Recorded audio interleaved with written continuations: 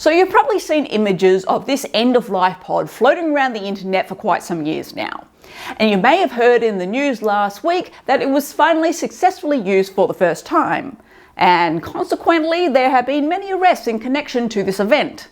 So let's talk about it. Before we begin, we post death and dying related videos every Friday. So if that sounds like your kind of thing, consider subscribing to the channel. Now let's talk Exit International's death pod. Warning, in this video we speak about suicide for educational purposes. If you are not in a good headspace, please take the personal responsibility and leave this video now. Taboo Education does not take responsibility for what you may or may not choose to do with the information found in this video. So if you haven't heard of Exit International, they are an international non-profit organisation advocating legalisation of voluntary euthanasia and assisted dying, and were founded in 1997. And they have definitely had their ups and downs, which we'll take a deep dive into in the second half of this video. But first, what the hell is going on in the news? And bear with me because you can only use the S words so much in a video before YouTube will throw a massive tantrum. So Exit International has been developing this S-Pod for about a decade now. The Sarco capsule is a 3D printed capsule designed to allow a person inside to push a button that injects nitrogen gas into a sealed chamber. The person is then supposed to fall asleep and die of suffocation in a few minutes. In this case, it was a 64-year-old woman from the US who had suffered from severe immune compromise. The media has since said Florian Willett, co-president of The Last Resort and Swiss affiliate of Exit International, was the only person present and described her death as peaceful, fast and dignified. Well, prosecutors from this district in Switzerland where it occurred were informed by a law firm that an assisted S involving the use of the Sarco capsule had taken place on Monday near a forest cabin in this place. Regional police said several people were taken into custody and prosecutors opened an investigation on suspicion of incitement and accessory to suicide. Dr. Philip Nitschke, an Australian-born trained doctor behind Exit International who created the capsule, has previously told media that his organisation received advice from lawyers in Switzerland that the use of the Sarco would be legal in the country. That statement is questionable. Now, a while back, we did a video on countries where suicide is still illegal and touched on various different laws countries have regarding assisted dying.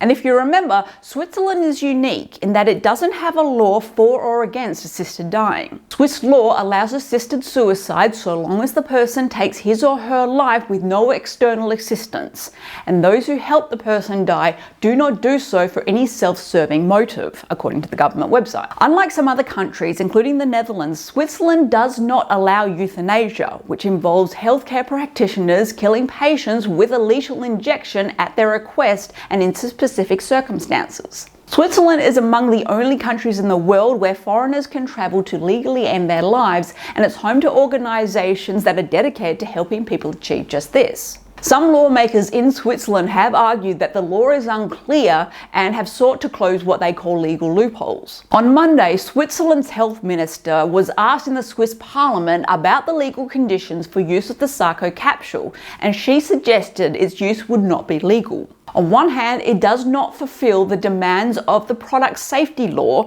and as such must not be brought into circulation, she said. On the other hand, the corresponding use of nitrogen is not compatible with the article on purpose in the chemicals law. Now, this pod was supposed to be used for the first time back in July. You might have seen it on the news. But it didn't happen as Peter Stitcher, a state prosecutor from the same area, wrote to Exit International's lawyers saying any operation of the S capsule could face criminal proceedings if it were used there. And any conviction could bring up to 5 years in prison. And it would seem he was right. Now, in case you haven't worked it out and you are wondering why this is a big deal, it is similar to the concept of mercy killing. You can never be 100% sure of the motive, and that motive being off one time can lead to an innocent person's death. Laws are in place to protect the vulnerable, and for you that may seem too constrictive, but there are good reasons for them to be there.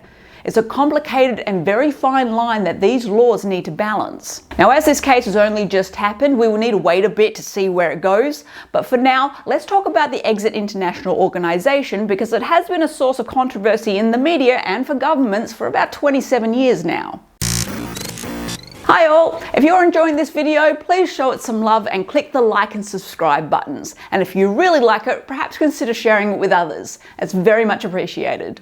Exit International. Exit International was founded in Australia in 1997 by Dr. Philip Nitschke under the name Voluntary Euthanasia Research Foundation. The organisation then rebranded in 2001 to be Exit International. It has an online supporter base of over 30,000 in countries around the world and is supported by a small number of staff and an active network of volunteers, with its income being derived from memberships, bequests and other donations. But first, let's talk about the founder of the organisation, Peter Nitschke.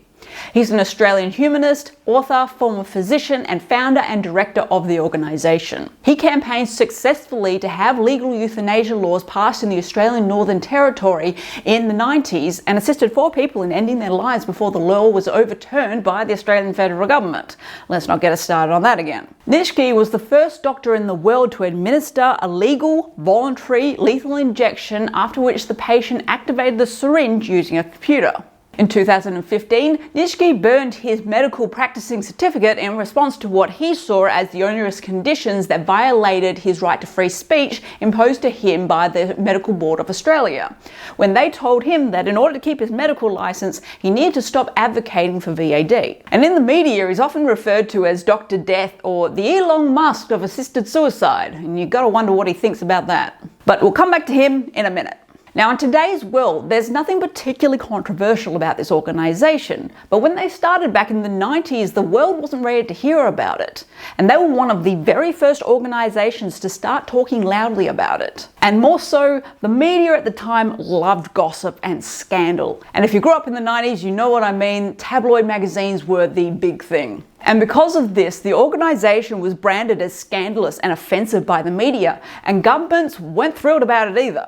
Now, times have changed and most people realise that legal access to voluntary assisted dying is a good thing, but changing a reputation is hard, and frankly, governments do not like this group. And many times speakers from Exit International have been due to attend conferences or public speaking events over here and have been denied a visa because of their links to the organisation, which is pretty extreme. But it's not just in Australia. Over the years, various members and staff from the organisation have been denied entry into New Zealand, UK, Italy, Spain, USA, Canada, India and Uruguay.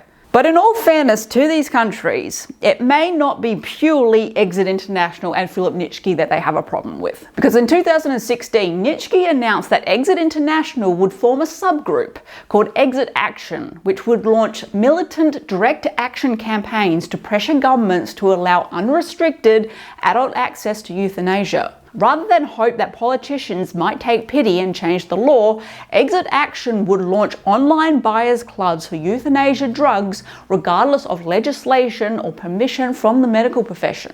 Nitschke stated, "Exit Action believes that a peaceful death and access to the best euthanasia drugs is a right of all competent adults, regardless of sickness or permission from the medical profession." So yeah, as you can imagine, that's probably what pissed them off more. Now, for those of you thinking, well, that sounds fine, remember, it's a government's job not just to look out for you as an individual, but the wider society as a whole, because any decision they make affects everyone. And there is a huge debate that I could put together about that very specific topic, but that's not going to happen here on YouTube, so let's move on. Governments have stopped Exit International speakers from entering their countries, but that's not all they've done. As we said, the group derives income from memberships, amongst other things. The vast majority of these members are 75 years old and above, and most have serious health conditions. And yet, when Philip Nitschke as the founder, all the way down to elderly membership payers travel, they are often stopped at the border. Multiple members have had their houses raided in the middle of the night, remembering these are elderly individuals, not drug cartels, in multiple countries, particularly in Australia. Nothing says we're here to save you like scaring a 90-year-old into a heart attack. Now, for context, most of these raids occurred around the same time in 2016 when the Exit Action subgroup came about. This is because Exit International does advocate for assisted dying, but it also realises that that change is not coming fast enough and they don't want to wait. So they express to their members other ways of going about it. And one way is through a particular drug, which for obviously reasons I can't mention. But apparently, police feel that one vial of this in the hands of an elderly, frail person is worth busting down people's door in the middle of the night. But aside from that, They also have a book called the Peaceful Pill Handbook. I have one of these books that I bought online about 15 years ago. And while I would love to show you the book, I can't put it. Governments can monitor groups' activities for many reasons. And in this case, many governments say that Exit International does not align with their country's values and may be dangerous to the wider public. This group, its website and its book have been blamed for a handful of youth suicides, which is kind of like blaming video games and metal music for school shootings. If they want to do it, they're going to find a way. So just importing their book was difficult, but I'm not sure how much it has changed since then. As you can tell, I've needed to be very careful with what I've said in this video for multiple reasons. But you're smart people, and if you want to learn more, it's very easy to do. As for where this legal case is going to go, on one hand the charges could be dropped, and on the other hand they could go through with it and make an example of them. We'll have to wait and see, and we'll keep you updated. And with that, go talk death.